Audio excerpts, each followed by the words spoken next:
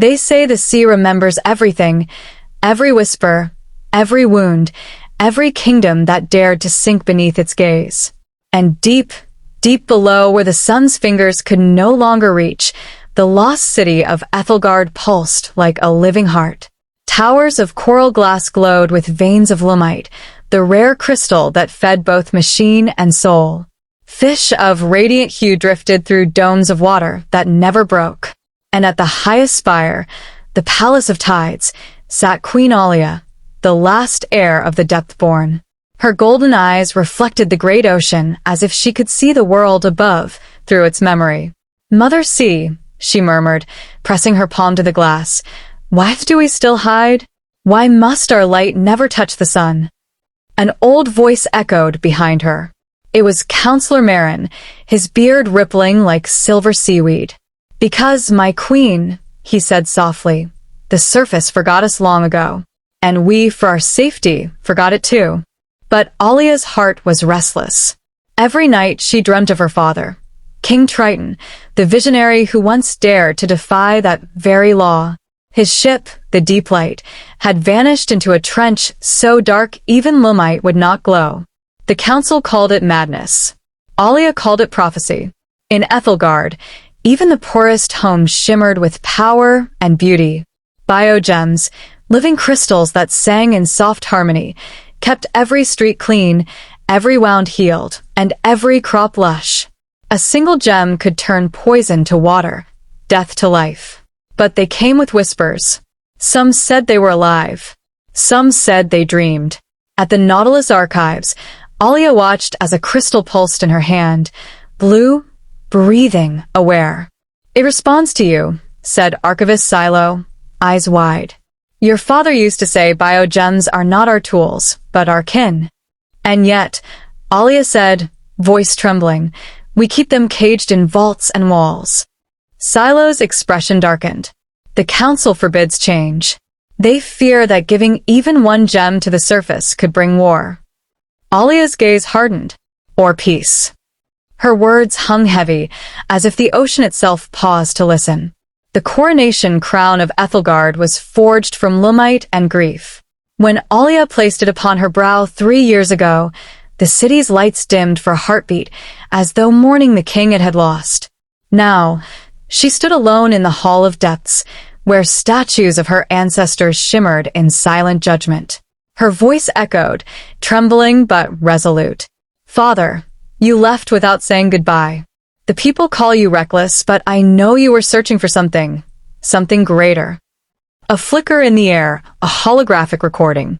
Her father's image appeared, flickering through static light. "Alia," the ghost said, voice ancient yet familiar, "the ocean is dying slowly. The lumite core wanes, and only the one who ascends shall renew its heart." She reached toward it, and it vanished. Merrin entered, startled by her tears. "You should not wander here, Majesty. Old recordings bring no peace." "They bring truth," she snapped, her voice echoing like a whale's call. "He found something. Something the council hides." Merrin sighed, eyes soft with pity. "Some truths drown us before we can swim." That night, the Nautilus archive stirred. Scrolls unsealed themselves. The walls pulsed as if remembering. Alia followed the glow into a forbidden chamber, one sealed by her ancestors for centuries. There, etched into an obsidian tablet, were words in a language that shimmered like the sea at dawn. "When the ocean forgets its name, and the sun burns without mercy, the child of the depths must ascend. For only she, who carries light within, may heal the wound of worlds." Alia traced the symbols, her heartbeat racing. "The child of the depths." She whispered, "It speaks of me." Behind her, Silo gasped. "If this prophecy is true, then your father sought the path of the great ascent, the forbidden journey to the surface." Alia turned, her face illuminated by the tablet's glow. "Then I will finish what he began. But the council will never permit it." Silo protested. "Then let them try to stop me," she said, voice steady as the deep currents. And the walls, ancient knowings, seemed to hum approval. The Council of Depths gathered in uproar. Their voices clashed like waves against a cliff. "Blasphemy," shouted Merrin. "No one from Aethelgard has seen the surface in 5 centuries. The last who tried was my father," Alia interrupted. "And he vanished trying to save us all. You call it folly. I call it faith. Faith will not protect you from the monsters of the deep, nor the madness of the surface," Merrin warned. "You would abandon your people." "I would save them," she said simply. The room fell silent. Outside, the citizens of Aethelgard gathered as a strange sound filled the water, the awakening hum of the abyssal heart, a sleek submersible unlike any before it. Its shell glowed faintly with lumite veins, shaped by Alia's own hands. At the docks, her loyal crew awaited. Captain Nail, the stoic pilot with scars that told 1,000 battles. Lyra, the engineer whose laughter could calm storms. Silo, the scholar who broke his vows to follow truth. As they prepared the vessel, Merrin arrived, clutching Alia's crown. "If you go," he said gravely, "you may never return. The ocean may not forgive your leaving." She took the crown, staring into its reflection. "Then let the ocean remember me." A hush fell. The people bowed, unsure if in mourning or awe. Lyra broke the silence, grinning. "So, Majesty, where does one begin the impossible?" Alia smiled faintly, her eyes glinting with tears. "Up." The abyssal heart rose from its cradle, thrusters igniting with ethereal blue fire. The sea around them shimmered like liquid stars as the vessel ascended through the trenches of forgotten gods. As Aethelgard grew smaller behind her, Alia whispered to herself, and perhaps to her father's ghost, "May the depths forgive me. May the surface remember." And somewhere above, in the realm of sunlight long unseen, a faint tremor rippled through the currents, as if the world itself had awakened. The ocean darkened, as if swallowing its own heart. Queen Alia's submersible, the abyssal heart, glided through black waters where even sound feared to wander. The walls of the vessel shimmered with runes carved by her ancestors, prayers to guide travelers between worlds. Lyra's voice trembled. "Majesty, sensors are blind past this point. The abyssal gate is ahead." Captain Nail grunted. "No one's ever crossed it. Not alive, anyway." Alia's fingers brushed the controls. "Then today, we rewrite that story." Suddenly, the lights flickered. A low moan rose from the depths. Not machine, not current. Something alive. Through the viewport, a colossal shape moved, an ancient leviathan, scales glimmering like shards of stars. Its eyes were moons, its breath, thunder. Lyra gasped. By the depths, it guards a gate. The beast circled, its roar shaking the hull. Nail aimed the pulse cannons, but Alia stopped him. "No. It is not our enemy, only a keeper." She pressed her palm against the glass and whispered in the old tongue of Aethelgard. "Child of the first water, I seek the light above. Do not devour your kin. For a heartbeat, nothing." Then the creature tilted its massive head and drifted aside, revealing a swirling vortex of light, the abyssal gate itself. Nail stared in disbelief. "It listened to you." Alia smiled faintly. "Even the sea remembers its queen." The abyssal heart entered the gate, and the world went white. Her throat, above the waves, for the first time, she saw the sun. It was not the warm guardian of ancient tales. It was a blistering, wounded star, its light harsh, its heat cruel. The surface was no paradise, but a graveyard of steel and ash. Skyscrapers leaned like skeletons over cracked coasts. The air shimmered with dust. Lyra shielded her eyes. "So this is the surface." Nail's voice was low. "No wonder they forgot us." The vessel drifted near what was once a great city, now half swallowed by sand and sea. Dead drones hung in the air like vultures. Alia stepped out in her sea suit, her boots sinking into dry earth. The air burned her lungs. "The sun, it hurts," she whispered. A small, trembling voice replied, "It hurts everyone." From behind a broken pillar, a child emerged, skin pale, eyes wide. He held a rusted water canister. You came from the sea. Are you real? Alia knelt. Yes, child. I am Queen Alia of Aethelgard. The boy pointed at her shimmering suit. Then you're the Sea Queen, the one from the old stories. She smiled gently. Then the stories remember. The child led Alia to his village, a scattering of tents by poisoned water. The people were thin, their faces cracked by thirst. When Alia saw the state of their wells, her heart broke. Let me help, she said. She reached into her satchel and revealed a bio-gem. The crystal pulsed softly, alive and aware. Gasps filled the air. The villagers murmured. Magic, witchcraft. No, Alia said, lowering it into the foul water. Life. The moment it touched the surface, the gem glowed fiercely. The black water cleared, turning silver blue. Fish leapt. Children screamed in wonder. The villagers fell to their knees. An old woman wept. You've brought the river back from the dead. The boy clung to Alia's hand. Will you stay and fix everything? Her voice softened. I can't stay. But this is only the beginning. Word spread like wildfire. The Sea Queen had come with light from the deep. Men and women traveled miles to see her face. They brought offerings, broken machines, dried flowers, tears. Nail frowned. We must move on. Attention brings danger. But Alia looked at the people, hope shining in their eyes. If light cannot be shared, she said, it was never light at all. In days, the world above began to change. Everywhere Alia went, she gifted biogems to villages, to cities half in ruin, to healers and farmers.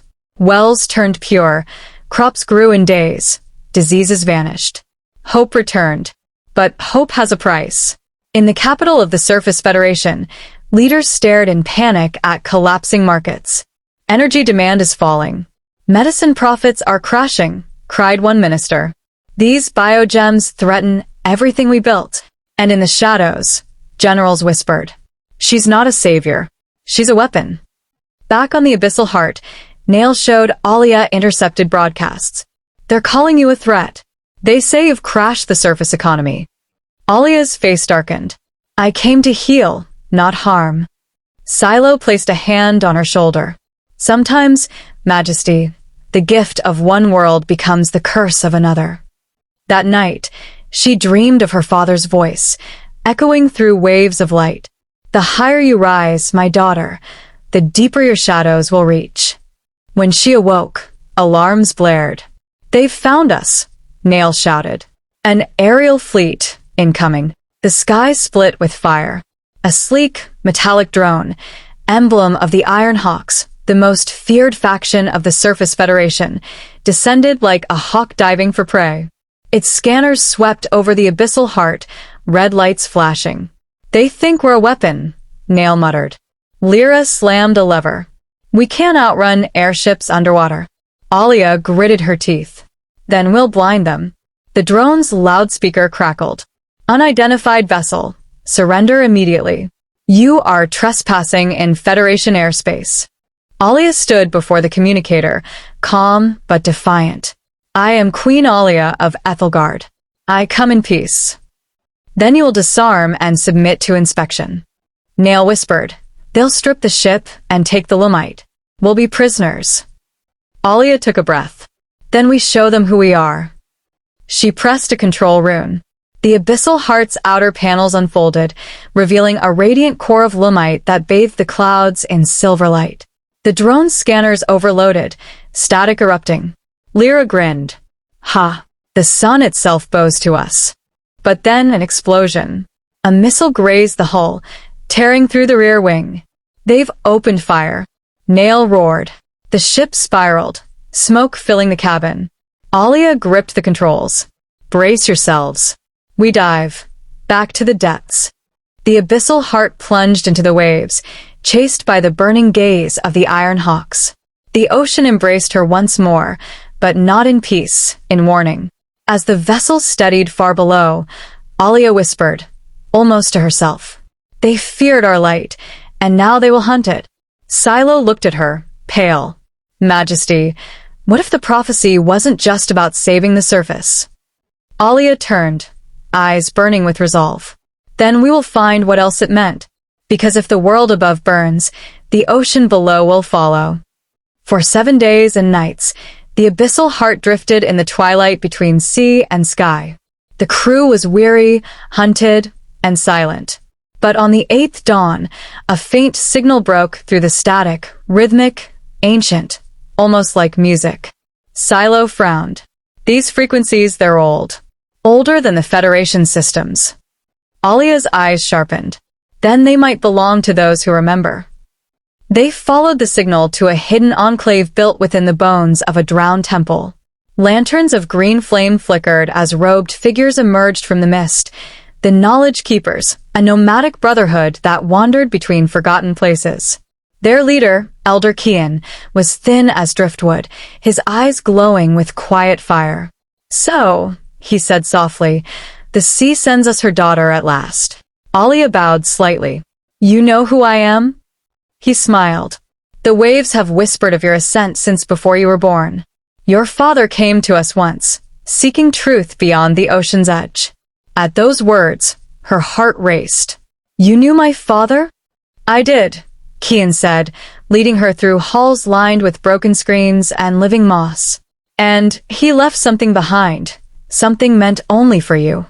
Behind a stone door, sealed by coral and code, was a chamber filled with pulsing spheres, ancient data cores, relics of a world that once touched the stars. Kian's hand trembled. "The answers you seek are buried not in the sea, but beneath your own name." The chamber came alive as Alia approached the data cores. Streams of light coiled around her, forming symbols and songs. She gasped, "The archives of Earth before its fall." Kian's voice echoed through the hum. "These are memories of the first age. We call it the world before the drowning." She touched one core, and visions flooded her. Cities flying above clouds, forests of light, oceans clear as glass. Humanity had once harnessed the stars, before greed shattered the heavens and scorched the land. "The surface burned itself," Alia whispered. "And we were the survivors who fled beneath the sea." Kian nodded. Aethelgard was not just a refuge. It was the first seed, built to preserve life for when the sun healed. Your father learned this truth, and discovered the final cycle was near. "What cycle?" she asked. Kian's face turned grave. "A solar storm. A great flare. The sun will awaken in fury, burning all technology that breathes without nature's balance. The surface will collapse again, and Aethelgard's Lumite core will fail." The air thickened. The realization struck like thunder. The prophecy wasn't only about her ascent, it was about the survival of both worlds. "Then there's no time," Alia said, rising. "We must prepare both realms." Kian bowed deeply. "Then you will need to see the last message your father left, hidden in the heart of memory itself." Deep within the data core's heart, they found a single luminescent capsule. Alia placed her hand on it, and it bloomed with light. A hologram of King Triton appeared, older, wearier, yet unbroken. "My daughter," the image said, "if you are hearing this, then the ocean's heart is faltering. I have seen the truth. The Lumite that powers our city is alive, but it is dying. It feeds on balance, not greed. And the surface's hunger for light has awakened something dangerous within it." His tone grew heavier. "You must do what I could not. Unite the sea and the sky. Only through unity will the Lumite survive. But beware, there are those within Aethelgard who would rather it all sink than share its light." The message flickered, static and grief. "Father," Alia whispered, tears shimmering in zero gravity. "You knew this all along." Kian placed a gentle hand on her shoulder. "He believed in you, the queen who would bring the dawn." Alia nodded slowly, resolve hardening like coral. "Then dawn will come, even if I must tear the ocean apart to find it." Outside, the sea began to tremble, as if the earth itself heard her vow. Armed with her father's revelation, Alia made a bold choice to reach the surface Federation itself. Nail was furious. "They tried to kill us," You want to walk into their capital? Yes, Alia said calmly. Because they're blind, not evil. They think we're their enemy. I'll show them the truth. Using Lumite beacons, she transmitted a signal to the Federation's High Council. I come not with weapons, she said in her message, but with warning. The sun itself is your enemy now. Hours later, a reply came. A meeting was granted, under armed watch. In the Federation Citadel, Alia stood beneath golden floodlights. Ministers and generals stared as though at a goddess, or a ghost. Her presence, her glow, her poise, she was the ocean made flesh. The solar flare is real, she declared. Your machines will burn. Your skies will fall. But together, we can build a shield with your metals and our Lumite. A general scoffed. And what do you gain? Survival, she said simply. And so do you. Murmurs rippled. Some eyes softened, others sharpened. Power was shifting like tides. A woman stepped forward, Chancellor Vera, the only one unafraid to meet Alia's gaze. You ask for trust, Queen of the Deep, but you carry the light that can enslave or save. How do we know your heart? Alia removed her crown and placed it on the table. Because I am willing to lose everything for the world to live. Silence. Then Vera nodded slowly. Then let it be done. The Sky Shield project begins at dawn. Hope, fragile and fierce, was reborn. The alliance began. Engineers from both worlds worked side by side. Surface welders and Aethelgardian scientists building the colossal Sky Shield, a dome of Lumite energy to protect against the coming solar storm. But not all hearts were loyal. Among Alia's own crew, shadows stirred. Captain Nail, once steadfast, watched her growing bond with the surface with silent fury. They don't deserve her gifts, he hissed to himself. They mocked us for centuries. Now she kneels to them? A voice crackled in his communicator, a surface militant leader. She's blinded by prophecy. Help us, and Aethelgard can rise pure again. Send us her ship's core codes. Nail hesitated, torn between love for his queen and fear for his home. That night, as Alia calibrated the Lumite reactors, Nail entered quietly. Majesty, he said softly, you trust them too much. She smiled faintly. I must, if we are to survive.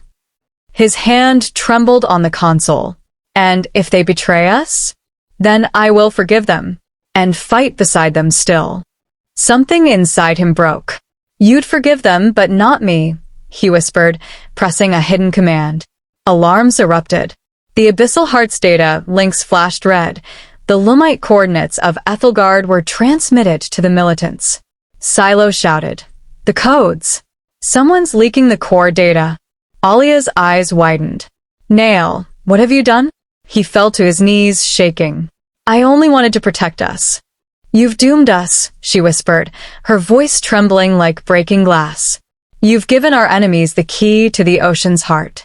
The screen lit up with an urgent signal, a fleet moving toward Aethelgard's coordinates. Alia closed her eyes, pain and fury swirling like storms. Then the prophecy was right. The danger was never above, it was within. The sun, which had long watched in silence, finally screamed. It began as a tremor, a whisper in the air. Then came the light. A great fire burst from the heavens, brighter than creation itself. The solar flare spread like the hand of an angry god, burning satellites, silencing cities, turning night to fire. Inside the Sky Shield control base, alarms blared. Engineers ran, systems flickered. Radiation spike. The flare's early, shouted Lyra, panic in her voice. Queen Alia stood firm, her crown glowing faintly with Lumite energy. Activate the shield, she commanded. Now. We're not ready, a technician cried. Half the conduits aren't aligned. Then align them with your faith, Alia said sharply. We are out of time. Outside, arcs of golden plasma struck the Earth's magnetic field, painting the sky with storms of blood and flame. Oceans boiled at the edges. Mountains wept molten tears. Alia pressed her hand on the central control rune. The Lumite energy surged from her own veins, connecting the Sky Shield's reactors to Aethelgard's core deep below the sea. "By the light of the first depth," she whispered, "hold fast." The shield flared to life, a shimmering aurora of blue light enveloping the planet. But it flickered violently, strained, unstable. Silo screamed, "The connection's unstable. If the Lumite core ruptures, Aethelgard will implode." Alia's eyes filled with fire. "Then we dive, now." The abyssal heart tore through the ocean at full speed. The once tranquil deep now churned with crimson lightning. When they reached Aethelgard, chaos reigned. The city that once sang with light now screamed with alarms. Towers cracked. Lumite veins glowed red, dying. Counselor Marin appeared on the comm screen, his face ghostly. "Majesty, the Lumite core is overheating. It's feeding back against the shield above." Alia raced into the throne chamber, her cloak trailing sparks. "Evacuate the lower sectors," she ordered. "I'll stabilize the core manually." Marin's voice trembled. "You cannot. The chamber is flooded with radiation." She met his gaze. "If I don't, there will be no chamber left to save." Nail, guilt-ridden, grabbed her arm. "Let me go instead." She looked at him, pain softening her resolve. "No, Nail. This is my burden, not your redemption." He fell to his knees. "Forgive me, my queen. I never meant to destroy you." She touched his face. "You cannot destroy what forgives you." And with that, she walked into the blinding light of the core. Inside the heart of Aethelgard, Lumite rivers cascaded upward like liquid stars. At the center, the core chamber, pulsed a massive crystal sphere, cracked and screaming in luminous agony. Alia stood before it, her father's voice echoing through the walls. "The legacy code is not written, it is sung." Closing her eyes, she began to hum, the ancient lullaby her father once sang when she was a child. Each note resonated with the crystal, rewriting its code through vibration, aligning energy with emotion. The song became a storm of sound and light. Symbols flared across the chamber walls, ancient runes transforming, reshaping the equations of power itself. Outside, Silo watched the reading stabilize. "She's doing it. The code is rewriting the core matrix." But the system demanded balance, a living vessel to anchor it. A voice whispered inside Alia's mind, the Lumite itself. "For the light to live, one heart must stay." She understood. She pressed her palms against the crystal and whispered, "Then let mine be the one." The chamber pulsed once, twice, and the cracks sealed. The city brightened. Aethelgard lived, but the queen's heartbeat slowed. The storm above cleared. The sky shield held firm, glowing like dawn reborn. Humanity looked upward in awe as the flare passed harmlessly into space. In the ocean below, silence. The abyssal heart hovered near the core chamber, waiting. Nail broke through the barrier first, shouting, "Alia! Alia!" She lay within the crystal's embrace, her body faintly illuminated from within, her crown fused into the Lumite. Her eyes fluttered open. "Nail, it's done," she whispered. He wept. "You gave everything." "No," she said softly, "I gave back. The sea gave me life. I returned the same." Silo's voice came through the comm link, trembling. "The surface is broadcasting gratitude. They're calling you the Bridge Queen." Alia smiled weakly. "No. "I am just Alia of the depths." Nail grasped her hand. "Please come back with us." She shook her head, tears glowing like pearls. "I will remain, to guide the core. But promise me something, Nail. Promise me you will teach them both to listen again. The surface and the sea." He nodded, sobbing. "I swear it." Her voice was fading, but her smile endured. "Then tell them, forgiveness is stronger than any sun." The crystal closed around her, sealing her spirit within the light. And the city began to hum once more, alive, renewed, at peace. Weeks passed. The oceans calmed. The sky grew clear. Then, one morning, the sea began to rise, not in fury, but in glory. The waters parted as Aethelgard ascended, rising toward the sun like a god reborn. Towers of coral glass breached the waves, glowing brighter than dawn. People on every shore fell to their knees, weeping as the lost city emerged from legend into light. From the Federation Citadel, Chancellor Vera whispered, "She did it. She truly did it." Nael, now the city's guardian, addressed both worlds. His voice echoed across land and sea. "Queen Alia has become one with the Lamite. Her light protects us all. From this day forward, the ocean and the surface are one people, keepers of her promise." Silo added quietly, "Her heart beats in every gem, in every tide, in every dawn." As Aethelgard floated upon the surface, its reflection touched the sky, a bridge of light connecting two realms that had once feared each other. Children played in the newly purified waters, laughing at the rainbow shimmer of the waves. And deep within the city's glowing core, a faint heartbeat pulsed, steady, eternal. When the ocean forgets its name, and the sun burns without mercy, the child of the depths must ascend. She did. And in doing so, she taught the world its name once more. The end.